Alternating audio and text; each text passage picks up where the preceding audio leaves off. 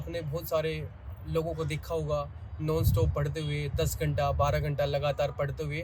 But दोस्तों, हमारा जो ब्रेन जो होता है ना, ब्रेन की जो फंक्शनिंग होती है ना, वो एक मतलब इस तरीके से हमारी डेवलप होती है कि हमें उसे प्रॉपर रेस्ट देना होता है और उसको एक प्रॉपर हमें उसको डाइट देनी होती है। डाइट से मेरा मतलब है कि एक प्रॉपर ब्रेन एक्सरसाइज और हमारी खाने वाली डाइट से मेरा मतलब है।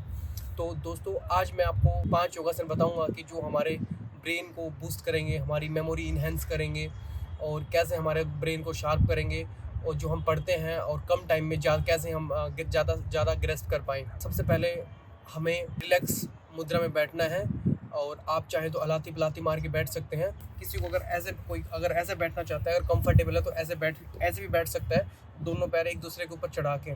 बट अगर आप ऐसे पैर करके नहीं बैठ पा रहे हो तो कोई दिक्कत नहीं है, आप नॉर्मल भी बैठ सकते हैं। तो आपको सबसे पहले क्या करना है, आपको रिलैक्स होके बैठ जाना है।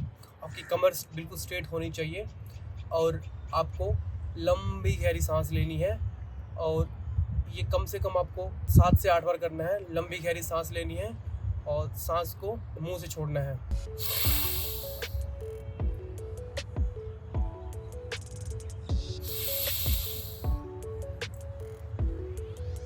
ऐसा करने से हमारा जो ब्रेन है वो एकदम रिलैक्स मोड में आ जाएगा और हम जो योगा करेंगे उसमें हमारा दिमाग पूरी तरह से फोकस कर पाएगा। दोस्तों, आपने सुना भी होगा, स्वस्थ शरीर में ही स्वस्थ मस्तिष्क का निर्माण होता है। तो ये योगा हमारे मस्तिष्क को एक स्वस्थ करने के लिए ही है। आप रोज ये 5 आसन करके अपनी तैयारी को बेहतर कर सकते हैं और चीज़ों को बेहतर तरीके से याद रख सकते हैं। डेली अपना आधा घंटा योगासन को दीजिए और आप इसका फ़ायदा लीजिए, क्योंकि नॉर्मली क्या होता है ना, पढ़ हर कोई लेता है बट पढ़ा हुआ रिटेन हर कोई नहीं रख पाता है, जो कि सबसे ज़्यादा इम्पोर्टेंट चीज़ है कि हम जितना पढ़ते हैं उस चीज़ को हम रिटेन कर पाएँ। तो योगासन हमारा इसी चीज़ में हमारी बहुत ज़्यादा हेल्प करेगा, जो हम पढ़ते हैं वो हम उसको रिटेन कर पाएँ। तो आप किताबी कीड़ा ना बनकर अपने आउटडोर एक्टिविटी पे भी ध्यान दीजिए, चाहे आप रनिंग करो या जिम करो या फिर योगासन एक बेहतर तरीका है। क्योंकि योगासन जो है ना, हमारे ब्रेन को इम्पैक्ट करता है और ब्रेन को डायरेक्टली बेनिफिट पहुंचाता है। तो मैं सजेस्ट करूंगा तैयारी करने वाले एस्पिरेंट को ड्यूरिंग प्रिपरेशन हमें योगासन तो करना ही चाहिए और ये कोई मुश्किल टास्क भी नहीं है। स्टार्टिंग में तो हमें थोड़े बोरियत फील होगी, बट हम इसको लगातार 10-15 दिन करेंगे तो हम इसके हैबिचुअल हो जाएंगे। तो सबसे पहले हम शुरुआत करेंगे उद्गीत से। कई लोग इसे ओम की ध्वनि भी कहते हैं। इसमें क्या होता है, हमें लंबी गहरी सांस लेनी है और सांस को ओम की ध्वनि के साथ बाहर छोड़ना है।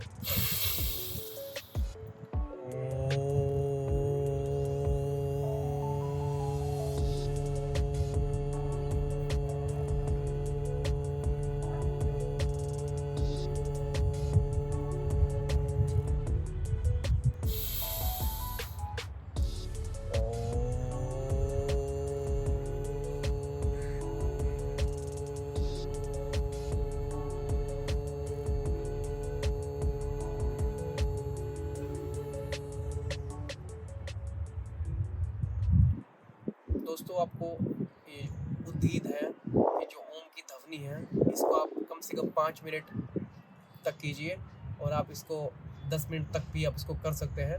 इससे दिमाग शांत होता है, ये एक टाइप का मेडिटेशन ही है। अब हम जो दूसरा प्राणायाम करेंगे वो होगा अनुलोम विलोम, जिसको इंग्लिश में कहते हैं इनहेल एक्सहेल। आपको अपने बाएं हाथ को अपने दाएं नाक पे रखना है और आपके दाएं नाक से आपको सांस को अंदर लेना है और दाएं नाक से आपको उसको छोड़ना है। और आपका पूरा ध्यान, जब आप सांस अंदर ले रहे हो तो आपको सांस के ऊपर होना चाहिए, जब सांस बाहर छोड़ रहे हो तो सांस के ऊपर होना चाहिए।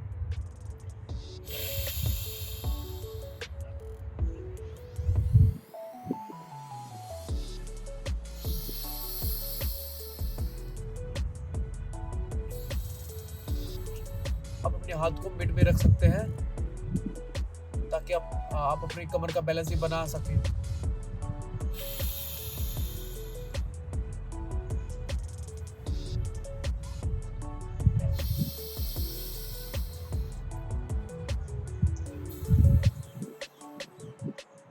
ये आपको प्राणायाम 5 मिनट से लेकर 10 मिनट तक कर सकते हैं। ये प्राणायाम हमारी मेमोरी बढ़ाता है, और हमारे ब्रेन को शार्प करता है, ब्लड की सर्कुलेशन बढ़ाता है। अब हम करेंगे प्राणायाम नंबर 3। ये होगा हमारा भस्त्रिका प्राणायाम। इसमें हम क्या करेंगे, पूरे फोर्स के साथ सांस अंदर लेंगे और पूरे फोर्स के साथ सांस को बाहर छोड़ेंगे।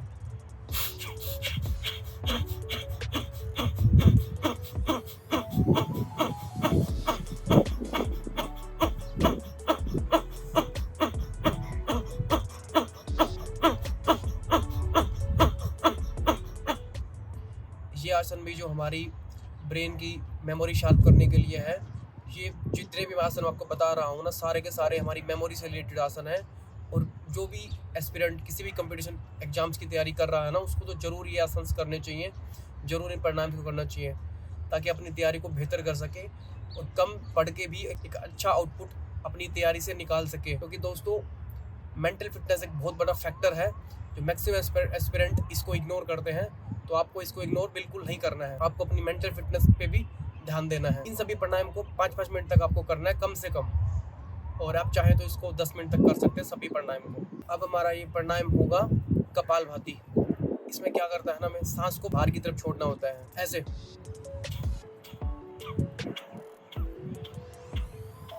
सांस को अंदर नहीं खींचना, सिर्फ बाहर छोड़ना है।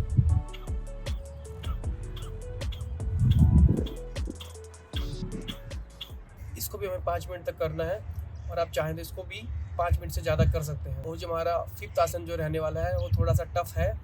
इसको आप स्टार्टिंग में अपनी बेड के ऊपर दीवार के साथ लग के, या फिर दीवार गद्दा बिछा के, या फिर कोई भी ऐसी चीज़ बिछा के जो कि आप फर्श पे बिछा के, जिससे आपके सिर जो है फर्श पे ना चुभे। मैं बात कर रहा हूँ शीर्षासन की, जो कि काफ़ी मुश्किल है थोड़ा सा। तो आप इसको जब शुरुआत करें तो आप इसको दीवार के साथ से ही स्टार्ट करें, फिर धीरे धीरे आप इस आसन को करने लगोगे, और जो कि उसके बाद आपको बहुत ही ईजी लगने लगेगा। ये क्या करता है ना, हमारा जो ब्रेन होता है ना, जो ब्रेन की सर्कुलेशन को बहुत ज़्यादा फास्ट करता है। जितनी हमारे ब्लड की सर्कुलेशन फास्ट होती है, हम उतना एफिशिएंटली हम काम को कर पाते हैं। इस आसन को भी आपको रोज करना चाहिए।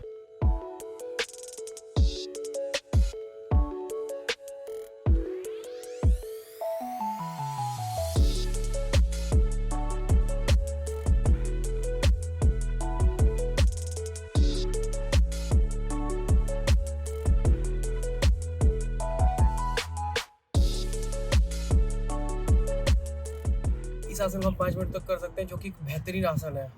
मेरा फेवरेट आसन है शीर्षासन। अगर आप 5 आसन अगर नहीं कर पाओ ना, तो शीर्षासन आपको रोज करना चाहिए। क्योंकि पता क्या है, इसको आयुर्वेद में इसको कहा गया है, सभी आसन का बाप जो है शीर्षासन है। सभी आसन इसके अंदर इंक्लूड होते हैं। अगर आप शीर्षासन भी अगर रोज 5 मिनट करते हो ना, अगर आप टाइम नहीं निकल पा रहे हो, तो शीर्षासन तो आपको रोज करना चाहिए।